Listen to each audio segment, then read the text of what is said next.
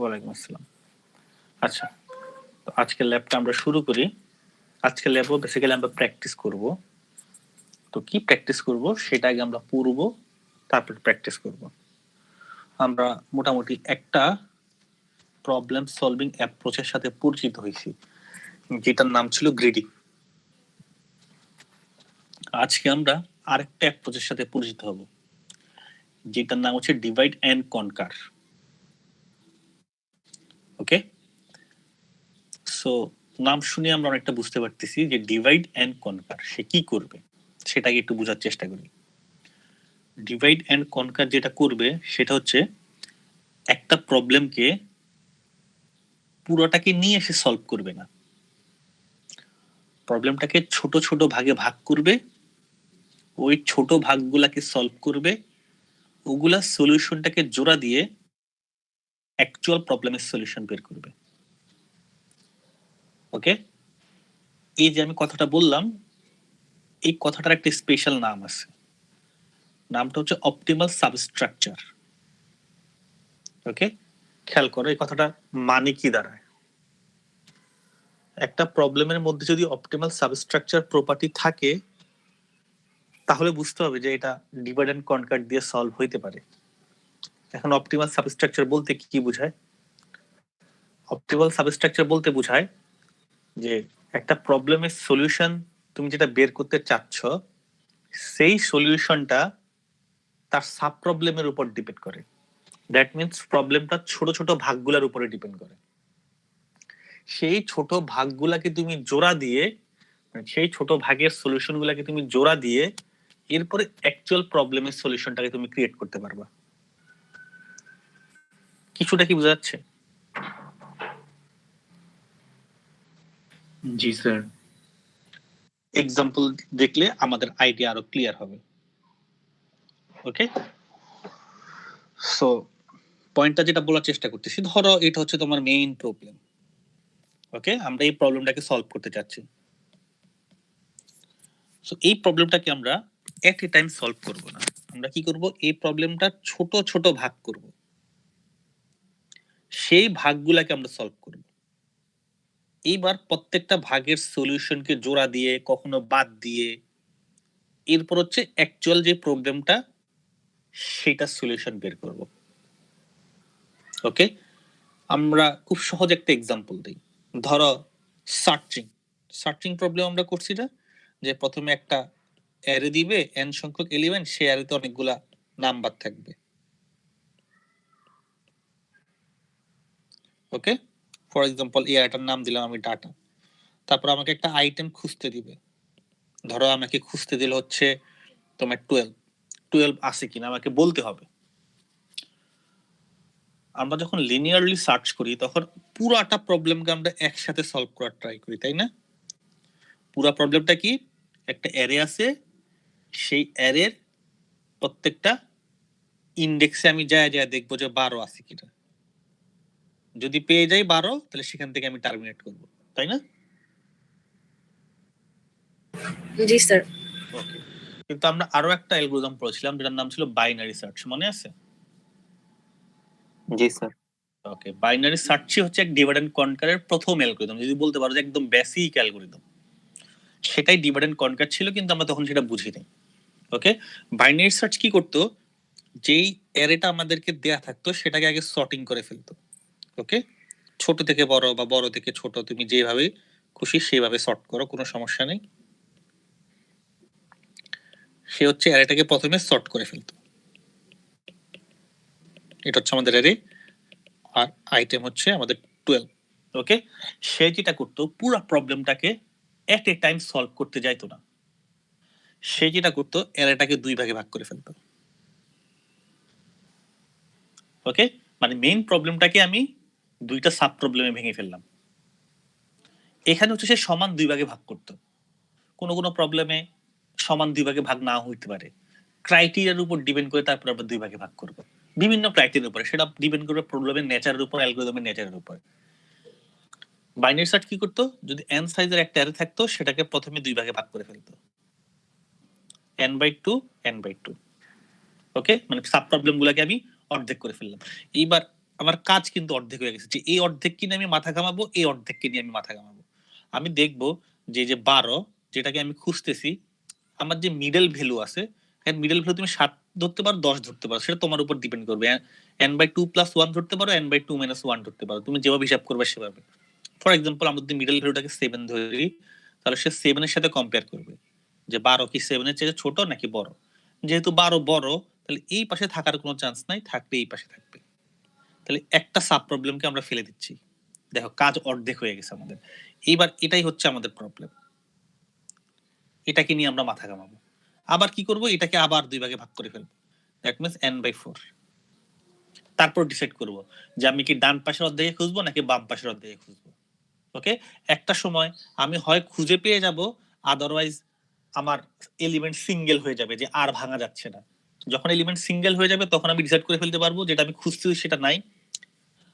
আর যখন আমি এই যে মিডল ভ্যালুর সাথে কম্পেয়ার করতেছি, কম্পারিজন করার সময় আমি দেখতেছি মিডল ভ্যালুটাই কি আমার আইটেম কিনা। যদি না হয় তাহলে কি আমি বামে খুঁজবো নাকি ডানে খুঁজবো। সো খেয়াল করে দেখো এটার সাথে এটার পার্থক্যটা কোথায়। এটার সাথে এটার পার্থক্য হচ্ছে, এ যখন কাজ করতো তখন প্রবলেম স্পেস n পুরোটাকে নিয়ে কাজ করতো, আর বাইনারি সার্চ যখন কাজ করতো তখন প্রবলেম স্পেসটাকে সে প্রত্যেকটা স্টেপে ভেঙে ছোট করে নিত, প্রত্যেকটা স্টেপে সে ভেঙে ছোট করে নিত, যতক্ষণ না পর্যন্ত প্রবলেমটা ম্যানেজ করা সহজ হয়, সলিউশনটা বের করা যতক্ষণ না পর্যন্ত সহজ হয়, ততক্ষণ না পর্যন্ত সে এটাকে ভেঙে নিত। পয়েন্টটা কি বোঝা গেছে? জি sir. Okay, so divide and কনকারের কনসেপ্ট হচ্ছে এইটা, তুমি যেই প্রবলেমের সলিউশনটা খুঁজতেছো, সেই প্রবলেমের সলিউশনটা তার সাব প্রবলেমে পাওয়া যাইতে হবে। যদি এই ধরনের ক্যারেক্টারিস্টিক্স না থাকে তাহলে তুমি সেখানে ডিভাইড এন্ড কনকার অ্যাপ্লাই করতে পারবে না। এটাকে বলে অপটিমাল সাবস্ট্রাকচার প্রপার্টি, যে অ্যাকচুয়াল প্রবলেমের সলিউশন তার সাব প্রবলেমের সলিউশনের উপর ডিপেন্ড করবে। যদি এই ধরনের প্রপার্টি থাকে তাহলে কেবলমাত্র তুমি ডিভাইড এন্ড কনকার অ্যাপ্রোচ সেখানে অ্যাপ্লাই করতে পারবা, আদারওয়াইজ পারবা না। যে আমরা এখানে দেখতেছি, আমরা বাইনারি সার্চ করতেছি, আমাদের সার্চিং স্পেস হচ্ছে n, আর খুঁজতে হবে আইটেম। সো আমি n/2 এর মধ্যেও সেটাই খুঁজে পাচ্ছি, আবার n/2 কে n/4 এর মধ্যেও অ্যাপ্লাই করলেও সলিউশন বের হচ্ছে। দ্যাট মিন্স সাব প্রবলেমটাকে সলভ করতে পারলেই অ্যাকচুয়াল প্রবলেমের সলিউশন আমরা পাচ্ছি। কি আপনাকে বুঝছি?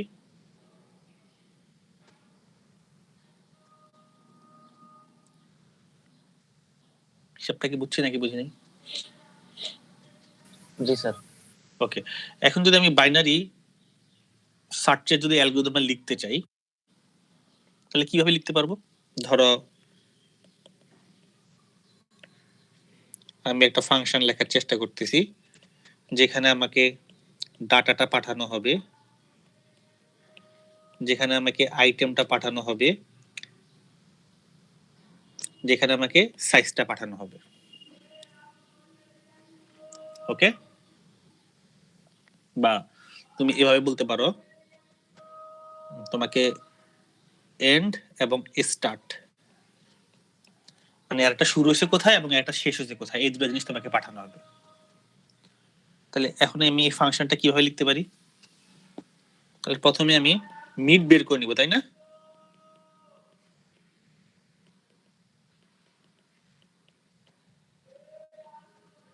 ওকে, আমি যদি একদম স্ট্রেট ফরওয়ার্ড ইকুয়েশন লিখি, মিড বের হয়ে যাবে না? জি স্যার। ওকে, তারপর আমি দেখবো আমাকে যেটা খুঁজতে দিছে সেইটা আমার ডাটার মিডে আছে কিনা। যদি পাই তাহলে রিটার্ন 1, মানে পেয়ে গেছি। ওকে, আর আমাকে তো এটাও বুঝতে হবে যে আমার এলিমেন্ট একটা হয়ে গেছে কিনা, খুঁজতে খুঁজতে এলিমেন্ট একটা হয়ে গেছে কিনা সেটাও আমাকে বুঝতে হবে না? তো যখনই এলিমেন্ট একটা হয়ে যাবে তখন স্টার্ট এবং এন্ড দুইটা সমান হবে না? খেয়াল করো, আমি আর এটাকে ভাঙতে ভাঙতে এরকম হয়ে যাবে না যে একটাই এলিমেন্ট আর ভাঙা যাচ্ছে না? এরকম হবে না যে প্রথমে n সংখ্যক এলিমেন্ট ছিল, তারপরে n/2 সংখ্যক এলিমেন্ট, এরপরে n/4 সংখ্যক এলিমেন্ট, এরপরে n/8 সংখ্যক এলিমেন্ট, একটা পর্যায়ে এরকম হবে না যে একটা এলিমেন্ট আছে?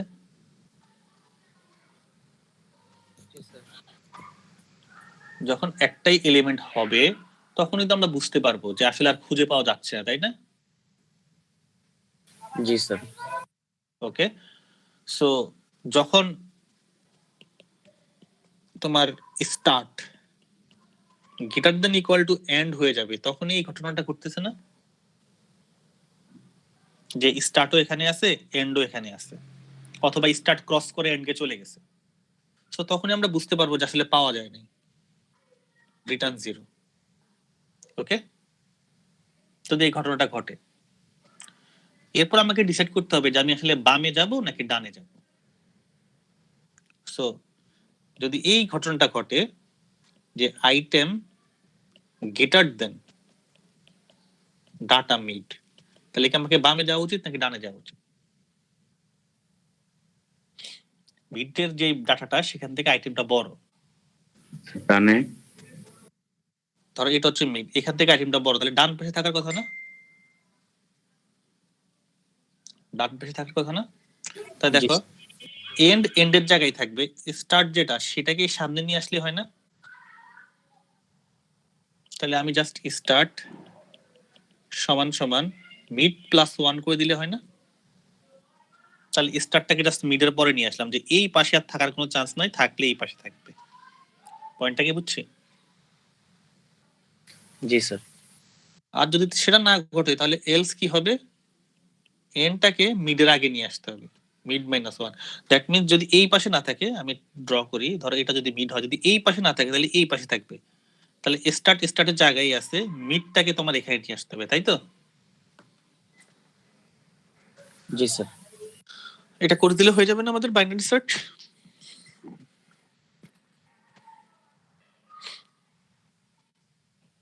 জি স্যার।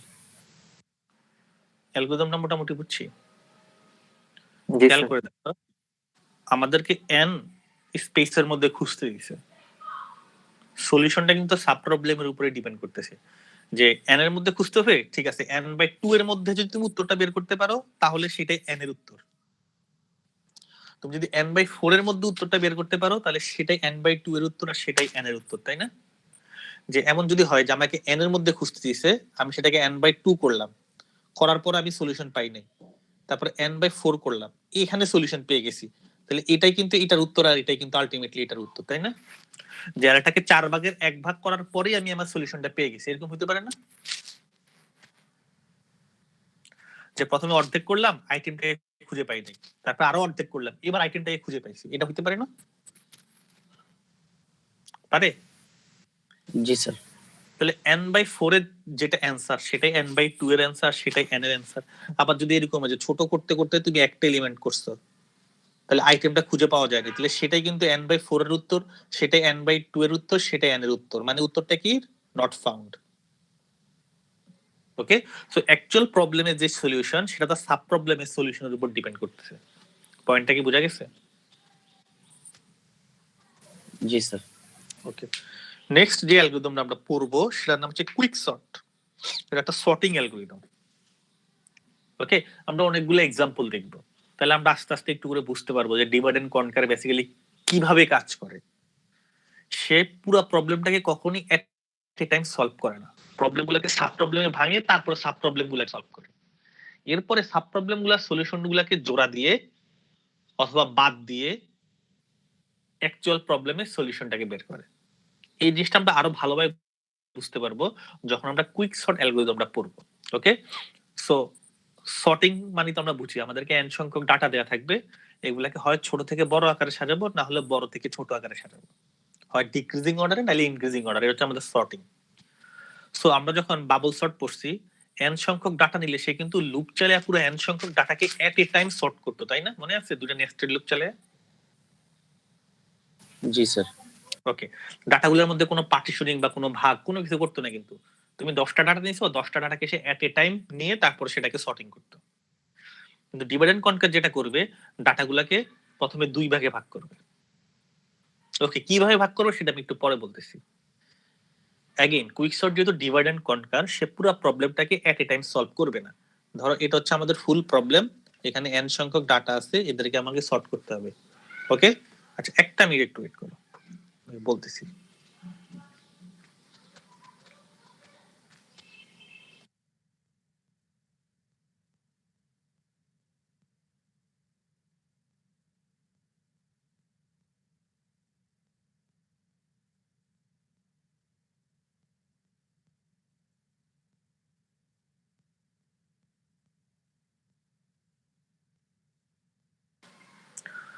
আচ্ছা, খেয়াল করো একটু ইন্টারাপ্ট হয়ে গেছে মাঝখান দিয়ে, একটু জাস্ট হোল্ড করো, আমি আবার শেয়ার দিয়ে দিচ্ছি।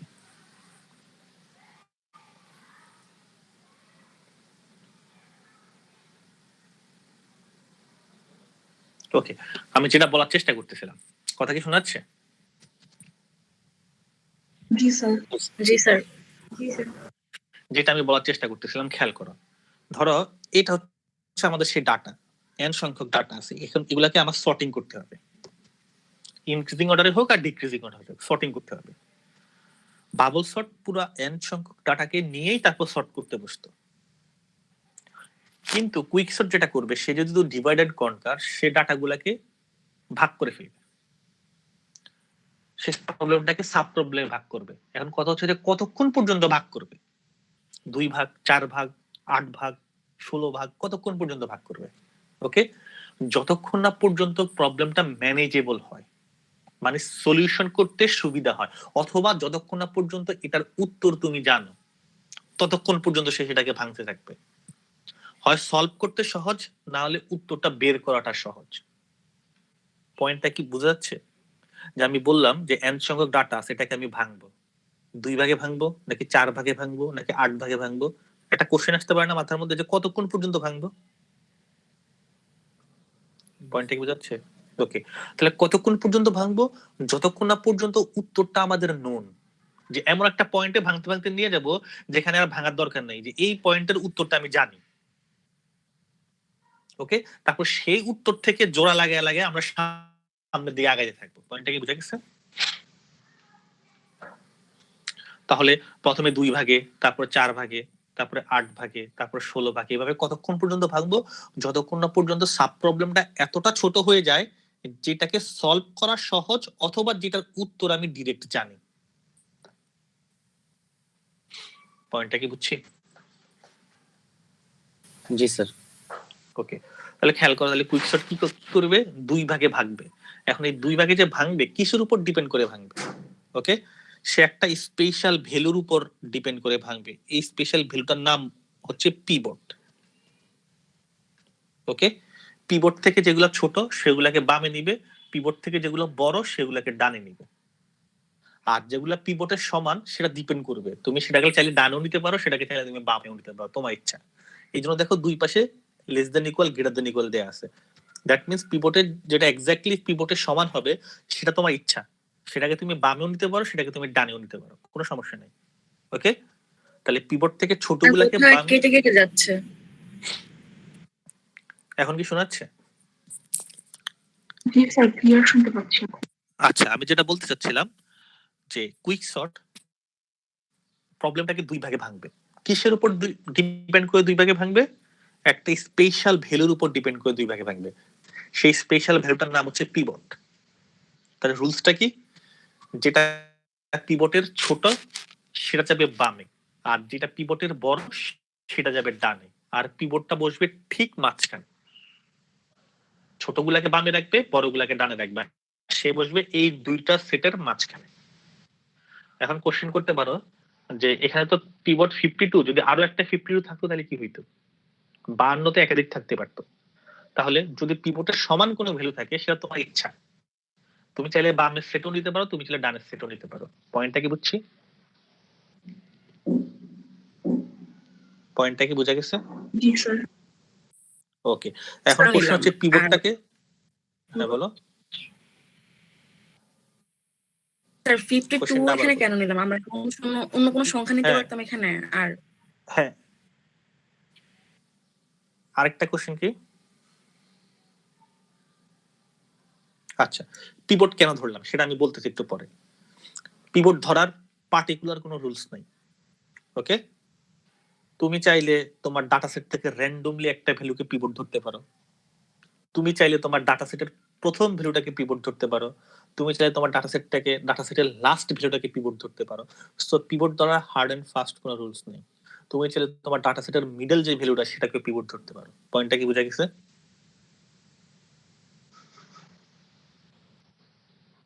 পয়েন্টটা কি বুঝছি নাকি বুঝিনি? আমার কথা কি স্পষ্ট শোনা যাচ্ছে নাকি আটকে আসতেছে? শোনা যাচ্ছে তো। আচ্ছা ঠিক আছে, তাহলে আমাদের নিয়ম স্যার। হচ্ছে, হ্যাঁ বলো। স্যার আমি যদি এখন 62 কে বলি 52 হ্যাঁ। পরে তাহলে কি স্যার ওটাকে টার্গেট করে হচ্ছে লেফট এন্ড রাইট সাইডটা লিখবো? এক্স্যাক্টলি। সো পিভট ধরার কোনো হার্ড এন্ড ফাস্ট রুলস নাই, আমি আবারও বলতেছি। তুমি যে কোনো ভ্যালুকে পিভট ধরতে পারো। ধরলা তুমি একটা ভ্যালুকে পিভট, ধরার পর তোমার কাজ কি? পিভটের ছোটগুলাকে বামে, পিভটের বড়গুলাকে ডানে, পিভটটাকে এক্স্যাক্টলি মাঝখানে বসাবা। ওকে। আর যদি পিভটের সমান কোনো ভ্যালু থাকে তাহলে সেটাকে যে কোনো এক পাশে নিলেই হবে। বুঝা গেছে?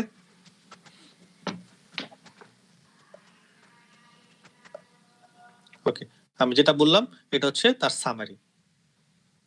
এক পাশে ছোটগুলা, এক পাশে বড়গুলা, মাঝখানে পিভট।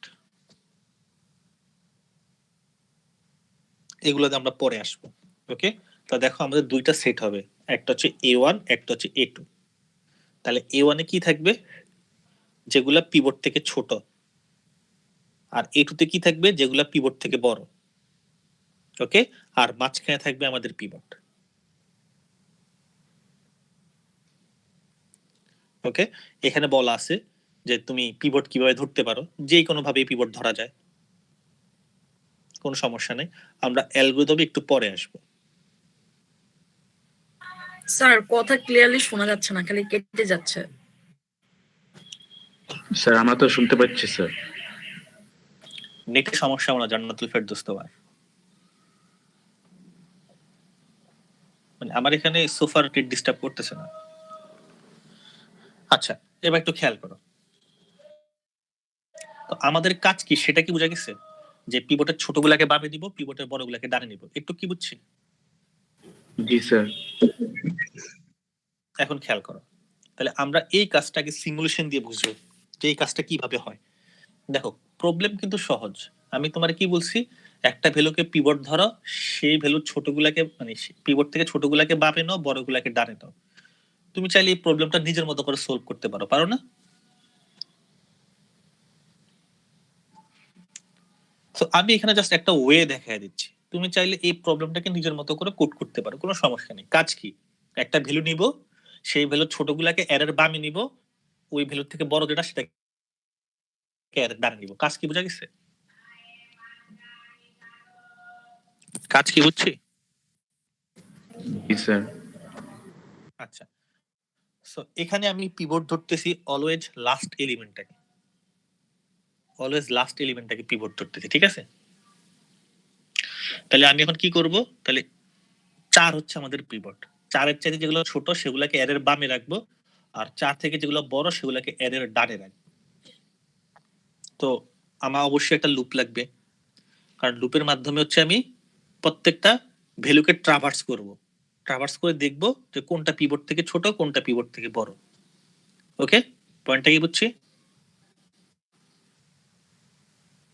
পয়েন্টটা কি বুঝছেন নাকি বুঝি নাই? জি স্যার। ওকে, লুপটাকে আমি যে ইনডেক্স থেকে চালানো শুরু করব, সেই ইনডেক্সটা হচ্ছে আমাদের পি। আর থামবো কোথায়? যেখানে পিভট আছে তার এক ঘর আগে, কারণ আমি লাস্ট এলিমেন্টটাকে পিভট ধরছি। ওকে, তাহলে আমার লুপটা চলবে যে ইকুয়াল টু পি থেকে কতক্ষণ পর্যন্ত? যে less than equal to r minus 1 পর্যন্ত। ক্লিয়ার? ওকে, আর আমি কি করব? যে এই যে লুপের মাধ্যমে একটা একটা ভ্যালুকে চেক করব যে তুমি পিভট থেকে ছোট কেন। যদি ছোট হও তাহলে তুমি এর বামে চলে আসছো। ওকে, তাহলে কোন পর্যন্ত ভ্যালুগুলা পিভট থেকে ছোট সেটাকে আমাকে মনে রাখতে হবে না? ধরো 2 পিভট থেকে ছোট, 1 পিভট থেকে ছোট। নেক্সট ভ্যালুটাকে আমি কোথায় রাখবো? একের পরে রাখবো না? নেক্সট যদি কোনো পিভট থেকে আমি ভ্যালু ছোট পাই তাহলে সেটাকে একের পরে রাখতে হবে না? জি স্যার। তাহলে আমি একটা মার্কার রাখবো যে কোন পর্যন্ত ভ্যালুগুলোকে আমি পিভট থেকে ছোট পাইছি, সেই মার্কারটা হচ্ছে আই। সো নেক্সট যদি কোনো ভ্যালু পিভট থেকে ছোট পাই তাহলে আমি আই প্লাস 1 তো ইনডেক্সে রাখবো। পয়েন্টটা কি বোঝা গেছে? পয়েন্টটা কি বুঝছি নাকি বুঝিনি? স্যার আবার একটু বলুন। আমাকে একটা নিশানা রাখতে হবে না যে কোন পর্যন্ত আমি ভ্যালুগুলোকে পিভট থেকে ছোট রাখছি। নেক্সট যদি কোনো ভ্যালু পিভট থেকে ছোট পাই তাহলে সেটাকে কোথায় রাখবো? একটা মার্কার পয়েন্ট রাখতে হবে না আমাকে?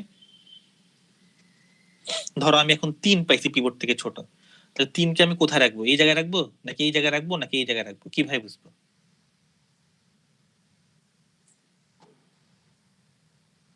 পয়েন্টটাকে বুঝছি? যদি আমি একটা মার্কার রাখি আই, তাহলে আমি বুঝবো যে আই পর্যন্ত সবগুলো পিভট থেকে ছোট। এরপর যদি কেউ পিভট থেকে ছোট হয় তাহলে আই প্লাস ওয়ান তুমি ইন্ডেক্সে রাখো। তো 3 যদি আসে তাহলে 3 কে এখানে রাখবো আর আই কে এখানে নিয়ে আসবো। এখন যে নেক্সট যদি কেউ ছোট হয় তাহলে I plus one, that means এই ইন্ডেক্সে রাখো। এবার পয়েন্টটা কি বোঝা গেছে? তাহলে খেয়াল করো, আমার অ্যারেটি স্টার্ট হচ্ছে পি থেকে, শেষ হচ্ছে আর এ, আর আর তম ভ্যালুটা হচ্ছে আমাদের পিভট। তাহলে আমি এখন একটা লুপ চালাবো যে পি থেকে আর মাইনাস ওয়ান পর্যন্ত। কারণ কি, আমার প্রত্যেকটা ভ্যালুকে নিয়ে নিয়ে পিভটের সাথে কম্পেয়ার করতে হবে যে তুমি কি পিভট থেকে ছোট কিনা। ছোট হলে বামে আসো, আর যদি বড় হও তাহলে ডানে চলে যাও। ওকে, আর আই দিয়ে আমি মনে রাখবো যে কোন পোর্ট থেকে ভ্যালুগুলোকে ছোট পাইছি। তাহলে আই শুরুতে হচ্ছে পি মাইনাস ওয়ান, কারণ এখন আমি স্টার্ট করিনি। বুঝা গেছে? তো যখনই আমি পিভট থেকে একটা ছোট ভ্যালু পাবো তাহলে সেটাকে আমি আই প্লাস ওয়ান ঘরে নিয়ে আসবো। ক্লিয়ার? বুঝা গেছে নাকি যায়নি? এতটুকু বুঝছি? জি স্যার, বুঝছি স্যার। ওকে, সো আমি যখনই পিভট থেকে কোনো ছোট ভ্যালু পাবো তাহলে সেটা আমি জে এর মাধ্যমে পাবো, তাই না? কারণ জে দিয়ে তো আমি কম্পেয়ার করবো। সো যখন আমি পিভট থেকে কোনো ছোট ভ্যালু পাবো তাহলে আই প্লাস ওয়ান আর জে এই দুটা ভ্যালু সোয়াপ হয়ে যাবে, রাইট? যে আই প্লাস মানে জে এর ভ্যালুটাকে নিয়ে আসবো আমি আই প্লাস ওয়ান এর ঘরে, আর আই প্লাস ওয়ান এর ভ্যালুটাকে নিয়ে যাবো আমি জে এর ঘরে। তাইলে হয়ে গেল না? তাহলে প্রথমে জে 2 এর কাছে আছে, 2 কি পিভট থেকে ছোট নাকি বড়? ছোট। তাহলে কি করতে হবে, আই প্লাস ওয়ান এর সাথে জে কে সোয়াপ করতে হবে। তাহলে জে তো 2 এর মাথার উপরই আছে, আর আই আছে পি মাইনাস ওয়ান এ, তাহলে আই প্লাস ওয়ান, তাহলে আই প্লাস ওয়ানও এই 2ই হবে, তাই না? 2 হবে না? জি স্যার। কারণ আই আছে যে এই জায়গায়, এই জায়গাতে কিছু নাই, পি মাইনাস ওয়ান, এটা হচ্ছে পি মাইনাস ওয়ান, কারণ পি শুরু হয়েছে আর যেখান থেকে স্টার্ট হয়েছে সেখান থেকে হচ্ছে পি। তাহলে আই আছে পি মাইনাস ওয়ান এ, তাহলে আই প্লাস ওয়ান কত? পি, আর জে ও পি এর মধ্যে আছে, দ্যাট মিনস 2 এর সাথে 2 এর সোয়াপ, তাহলে 2 যেখানে আছে সেখানেই থাকবে। আর আইটা এখন 2 এর মাথার উপরে চলে আসছে। বুঝা গেছে? তারপরে যে 8 এর কাছে গেল, 8 পিভট থেকে বড়, কোনো সমস্যা নাই। তারপরে যে হচ্ছে 7 এর কাছে গেল, 7 ও পিভট থেকে বড়, কোনো সমস্যা নেই। তারপর যে 1 এর কাছে আসলো, 1 পিভট থেকে বড় নাকি ছোট? ছোট। তাহলে কি করতে হবে, আই প্লাস ওয়ান এর সাথে জে কে সোয়াপ করতে হবে। তাহলে আই প্লাস ওয়ান কে 8 না? বুঝা গেছে? আই প্লাস ওয়ান কে 8 না? তাহলে এটার সাথে এটা সোয়াপ হয়ে যাবে। তাই দেখো তো এটা আসে কিনা। পয়েন্টটা কি বুঝছি নাকি বুঝিনি? জি স্যার। ওকে, তারপরে যে চলে গেল 3 এর কাছে, 3 কি পিভট থেকে ছোট নাকি বড়? ছোট নাকি বড়? ছোট। তাহলে কার সাথে সোয়াপ হবে একটু বলো তো? স্যার হাতের সাথে। আই প্লাস ওয়ান, তাহলে আই প্লাস ওয়ান হচ্ছে 7, তাহলে 7 এর সাথে সোয়াপ হয়ে যাবে। 3 চলে যাবে এইখানে, 7 চলে আসবে এইখানে। তাহলে ঠিক আছে? তাহলে আই চলে আসলো 3 এর মাথার উপরে। দেখো আই যেখানে আছে তার পিছন থেকে সবগুলা ভ্যালু পিভট থেকে ছোট না? কনফার্ম না? আই যেখানে আছে ওই ঘর থেকে পিছনে যতগুলা ভ্যালু আছে সব পিভট থেকে ছোট। এটাই হচ্ছে আই এর কাজ, যে আমি মনে রাখতেছি যে কোন পর্যন্ত সবগুলাকে আমি পিভট থেকে ছোট বসাইছি। সো এরপরে যদি কেউ পিভট থেকে ছোট আসে তাহলে আই প্লাস ওয়ান তোমার ঘরে বসাবো। পয়েন্টটা কি বোঝা গেছে? আই যদি না থাকতো তাহলে তুমি কিন্তু বুঝতে না যে এরপরে ছোট ভ্যালুটাকে তুমি কোথায় বসাবা। বুঝছি নাকি বুঝি নাই? ওকে, তারপরে যে গেল 5 এর উপরে, কোনো সমস্যা নেই, 5 পিভট থেকে বড়। যে গেল 6 এর উপরে, কোনো সমস্যা নেই, 6 পিভট থেকে বড়। তাহলে আমাদের লুপ থেমে যাবে। তাহলে দেখো আই পর্যন্ত সবগুলা ভ্যালু পিভট থেকে ছোট, আর আই এর পরে সবগুলা ভ্যালু পিভট থেকে বড়। দুইটা ভাগে ভাগ হইছে? হইছে? জি স্যার। কিন্তু আমি কি বলছিলাম, পিভটের জায়গা কোনটা হবে? দুইটা সেটের মাঝখানে না? দুইটা সেটের মাঝখানে স্যার। তাহলে আই প্লাস ওয়ান তোমার জায়গায় পিভটের সাথে এক্সচেঞ্জ করে দিলে হয় যে i+1 তম জায়গায় কি আছে 8 আর পিভট কত 4, তাহলে এক্সচেঞ্জ করে দাও, লাস্ট এক্সচেঞ্জটা করে দাও, তাহলে দেখো মাঝখানে চলে আসছে। পয়েন্টটা কি বুঝছি? জি স্যার। ওকে, এইবার বাম পাশের অংশ নিয়ে আমরা সেম কাজ করব, ডান পাশের অংশ নিয়ে আমরা সেম কাজ করব। খেয়াল করো পিভটের জায়গায় বসে গেছে না? যত কিছুই হোক, যতভাবে সর্ট করো, 4 যে জায়গায় বসার কথা সেই জায়গায় বসে গেছে না? দেখো সর্টিং করার পরে 4 কে যেখানে বসা উচিত 4 সেই জায়গায় বসে গেছে না? জি স্যার। ওকে, এবার বাম পাশের অংশ হচ্ছে 2 1 3, এটাকে নিয়ে আমি সেম কাজ করব, আর ডান পাশের অংশ হচ্ছে 7 5 6 8, এটাকে নিয়ে আমি সেম কাজ করব। এইভাবে আমি নিচের দিকে যেতে থাকবো, আর একটা স্টেপে পিভট তার জায়গা মতো বসে যাবে, আর এটা তোমার অটোমেটিক্যালি সর্ট হয়ে যাবে। পয়েন্টটা কি বুঝছো নাকি বুঝবে? বুঝা গেছে নাকি যায়নি? এই রিপিটেশনটা স্যার মানে দিয়ে করবো মানে ফ্যাক্টরিয়াল বাই বুঝি নাই, কি বললা? স্যার এই যে বারবার হচ্ছে কিবোর্ডটা এই যে দুইটা পার্টে স্যার হচ্ছে পার্ট এটা আবার হচ্ছে রিপিট করতেছে স্যার, এটা কিভাবে করব? হ্যাঁ, এবার তুমি এক পাশে হয়ে গেল 2 1 3, এটা কি দিয়ে তুমি সেম কাজ করবা, আর একটা পাশে হয়ে গেল 7 5 6 8, এটা কি দিয়ে তুমি সেম কাজ করবে। এটা হচ্ছে পি, এটা হচ্ছে আর, আর এখানে এটা হচ্ছে পি, এটা হচ্ছে আর। তাহলে যে হবে পি থেকে শুরু হবে, আই হবে p-1, আর যে লুপটা ঘুরবে পি থেকে r-1 পর্যন্ত। বুঝা গেছে? জি স্যার, বুঝতে পারছি। আচ্ছা, আমরা আবার একটু কোড দেখি, কোড দেখলে আরো সুবিধা হবে। কিন্তু এই জায়গায় বুঝছো কিনা সেটাকে বুঝো, বলো এই পার্টিশনের কাজটা বুঝছো কিনা? পার্টিশনের কাজটা কি বুঝা গেছে নাকি যায়নি? Yes or no? Yes sir. আচ্ছা, এখন একটা জিনিস খেয়াল করো, পিভট কোন জায়গায় বসছে সেই ভ্যালুটা যদি আমি জানি, পিভট কোন জায়গায় বসছে, i+1 জায়গায় বসছে না পিভট, এই ভ্যালুটা যদি আমি জানি, তাহলে বাম পাশ এবং ডান পাশ ক্যালকুলেট করতে গিয়ে আমার কোনো অসুবিধা হবে? পিভটের পজিশনটা যদি i+1, দ্যাট মিন্স কিউ ধরি, আমি পিভটের পজিশনটাকে যদি আমি কিউ ধরি, তাহলে বাম পাশের অংশটা কি হবে? পি থেকে q-1 না? এটাই বাম পাশ না? জি স্যার। আর ডান পাশ কি হবে? q+1 থেকে আর। তাহলে বাম পাশ করতুক ডান পাশ করতুক সেটাও আমি জানি, তাহলে বাম পাশে একই কাজ ডান পাশেও একই কাজ করতে সমস্যা হবে? বোঝা যাচ্ছে নাকি যাচ্ছে না? পিভটের লোকেশনটা যদি আমি জানি, তাহলে বাম পাশে সাব এরিয়া আর ডান পাশে সাব, এই দুটাকে আমি আলাদা করতে পারবো না? পারবো? জি স্যার। কোড দেখি তাহলে বোঝা যাবে। পার্টিশনের কোডটা আমরা দেখি একটু হুবহু, পার্টিশনের যে কাজটা করলাম সেই কোডটা দেখি। অ্যারেটার নাম হচ্ছে এ, পি হচ্ছে অ্যারের স্টার্টিং পজিশন, আর হচ্ছে আর অ্যারের এন্ডিং পজিশন, ঠিক আছে?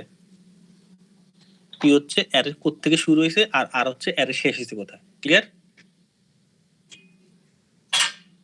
তাহলে আমরা যে সিমুলেশন দেখলাম সেখানে পিভট কোনটা হবে, এ আর না? জি স্যার। তাহলে এক্স এর মধ্যে পিভট আই শুরু হয়েছে কোত্থেকে? p-1 থেকে না? এক ঘর আগে থেকে। ক্লিয়ার? বুঝা গেছে? যে লুপ চলবে কোত্থেকে? পি থেকে r-1। কোনো সমস্যা আছে? সমস্যা আছে নাকি নাই? স্যার বুঝতে পারছি। ওকে, তাহলে কি করতে হবে? আমরা দেখতে হবে এ যে লেস দেন ইকুয়াল এক্স কিনা, মানে পিভট থেকে ছোট কিনা। যদি হয় তাহলে কি করতে হবে? আই এর ভ্যালু 1 বাড়াইতে হবে, এ আই এর সাথে এ জায়গা সোয়াপ করে দিতে হবে। কঠিন? কঠিন কোনো কিছু? এই কাজটাই করছি না আমরা। দেখো এই লুপটা, আমরা যেই কাজটা করছি এই লুপটা সেই কাজ করতেছে না? বুঝা গেছে? জি স্যার। ওকে, যখন এই লুপের কাজ শেষ হয়ে যাবে তখন কি করতে হবে? i+1 এর সাথে এ আর কে চেঞ্জ করতে হবে, পিভটটাকে চেঞ্জ করতে হবে, আর i+1টাকে রিটার্ন করবো। দ্যাট মিন্স পিভটটা কোথায় বসছে সেই ভ্যালুটাকে রিটার্ন করে দিব। বুঝছি নাকি বুঝিনি? তাহলে এই পার্টিশন ফাংশনটা হচ্ছে পিভট কোথায় বসাইছি সেটাকে রিটার্ন করে দিবে। সোয়াপ করে পিভটের ছোটগুলাকে বামে, বড়গুলাকে ডানে, পিভটটাকে মাঝখানে বসাবে। পিভটটাকে মাঝখানে বসাইতে হচ্ছে যে এই লাইনের মাধ্যমে, দেখো এই লাইনটার মাধ্যমে হচ্ছে পিভটটাকে সে মাঝখানে বসাইতেছে। পিভটটাকে মাঝখানে বসানো শেষ, তারপরে বলতেছে যে পিভটটাকে আমি কোন লোকেশনে বসাইছি সেই ভ্যালুটাকে আমি পাঠিয়ে দিলাম। বুঝা গেছে? বুঝা গেছে নাকি যায়নি? জি স্যার। ওকে, তাহলে এখন খেয়াল করো, যখন আমি যে এখানে কল দিব পার্টিশন ফাংশনটাকে, তাহলে কিউর মধ্যে কি আসবে? কিউর মধ্যে কি পাবো আমি, বলো? স্যার ওই যে লাস্টে মানে পার্টিশনটা হচ্ছে করছি যে ওই যে পিভটটা পাবো। এই যে এখানে যে পার্টিশন করলাম, আমি কি রিটার্ন করছি পার্টিশন থেকে? একটা মিনিট আসতেছে। এই যে আমি পার্টিশনটা তো করলাম, পার্টিশন থেকে আমি কি রিটার্ন করতেছি? দেখো তো নিচে কি রিটার্ন করতেছি, এটা কি i + 1টা কি কার পজিশন? স্যার ওই মিডল পিভটের পজিশন। পিভটের পজিশন, পিভটটা যেখানে বসাইছি তার পজিশনটা আমি রিটার্ন করতেছি না? জি স্যার। পিভটের পজিশন যদি আমি রিটার্ন করি তাহলে কিউর মধ্যে পিভটের পজিশনটা আসবে না? আর কিউর মধ্যে যদি পিভটের পজিশন আসে তাহলে বাম পাশে এবং ডান পাশে আমি আলাদা করতে পারবো। বাম পাশ কি পি থেকে কিউ - 1 আর ডান পাশে হচ্ছে কিউ + 1 থেকে আর। তাহলে এইটা দিয়েও আমি এখন সেম কাজ করব, আবার এটা দিয়েও আমি সেম কাজ করব। তাহলে রিকার্সিভলি হয়ে থাকবে না কাজটা? যখন এটা দিয়ে আমি কল দিব, ধরো পিভটের পজিশন হচ্ছে 5, তাহলে অ্যারে স্টার্ট হচ্ছে 0 থেকে শেষ হচ্ছে 5-এ, তাহলে 0 থেকে 5। এখানে তো তুমি পিভট বসাইছিলে, তাহলে 0 থেকে 5 মানে বাম পাশ। এই বাম পাশটা দিয়ে এখন সেম কাজটা আবার হবে না? পি এর ভ্যালু জায়গায় থাকবে, কিউ - 1টা হয়ে যাবে আর, দ্যাট মিন্স এটা হয়ে যাবে আর, এটা হয়ে যাবে পি। তখন এটা দিয়ে সেম কাজটা আবার হবে না?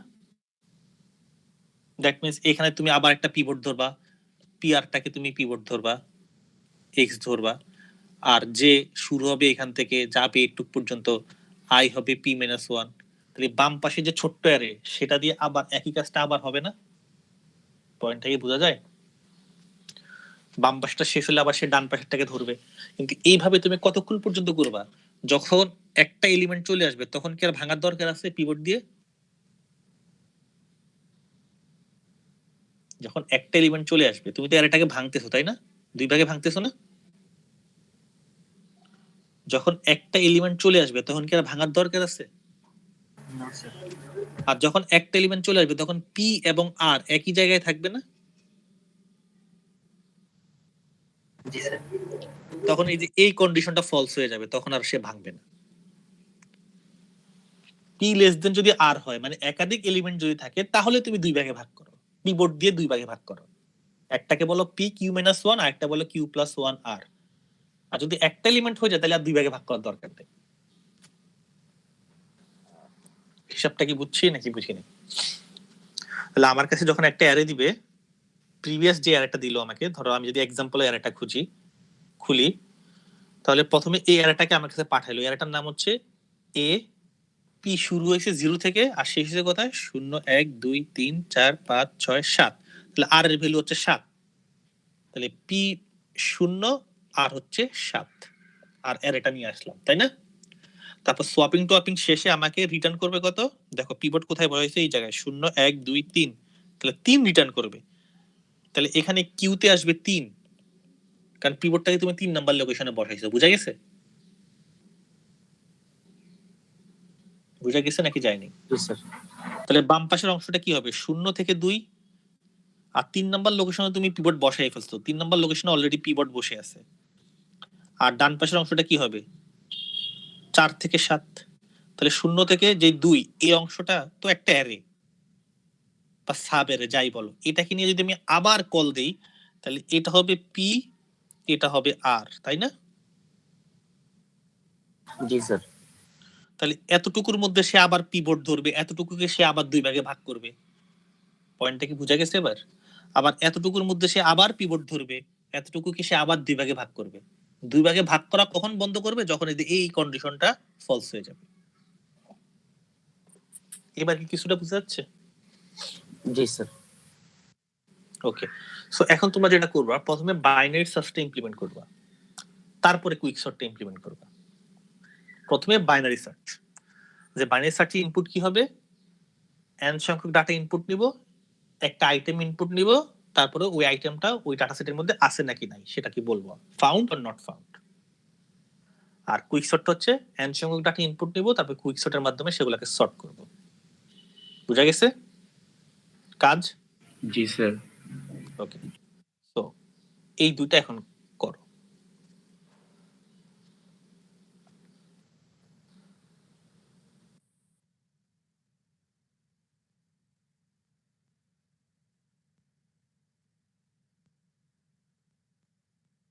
স্যার বলো। কোশ্চেনটা কি একটু স্যার লিখে দেওয়া যাবে? হ্যাঁ, লিখে দিব আমি। Okay sir, thank you. Sir data কি ডিফল্ট ইনপুট নিব নাকি ইউজার থেকে নিব? আপাতত ডিফল্ট ইনপুট নিয়ে রাখো। Okay sir.